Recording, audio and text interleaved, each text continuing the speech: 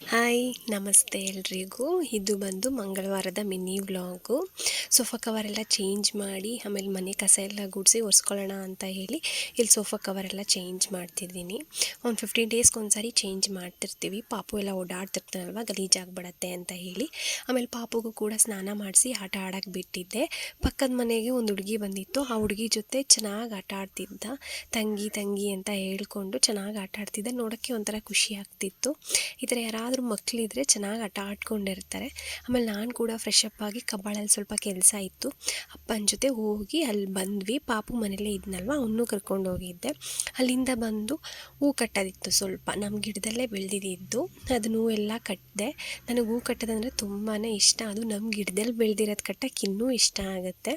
ಆಮೇಲೆ ಪಾಪು ನೋಡಿ ಮೇಕೆಗೆಲ್ಲ ಪಾಠ ಹೇಳ್ಕೊಡ್ತೀನಿ ಅಂತ ಹೇಳ್ಕೊಡ್ತಾ ಇದ್ದಾನೆ. ಇಷ್ಟೇ ನನ್ನ ವ್ಲಾಗ್. ಬೈ ಬಾಯ್, ಮತ್ತೆ ಸಿಗೋಣ.